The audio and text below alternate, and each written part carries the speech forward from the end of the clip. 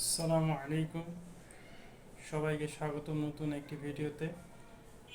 আমার নাম ডক্টর সাদমান সাকিব, আমি একজন ভেটেরিনারি ডক্টর। আজকে আমরা যে বিষয় নিয়ে কথা বলবো সেটা খুবই একটি ইন্টারেস্টিং বিষয়।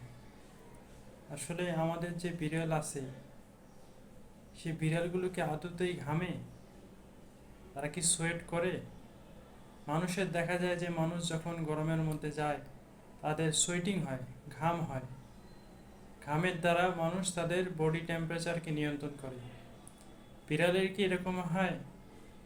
হ্যাঁ, এর উত্তর হলো বিড়াল ঘামে, তবে অন্যান্য প্রাণী বা মানুষের মতো তারা পুরো শরীরটা ঘামে না, শুধুমাত্র তাদের যে পা আছে, পায়ের পাতা আছে এবং নাক আছে, এইটুকু অংশ ঘামে। সবাইকে ধন্যবাদ।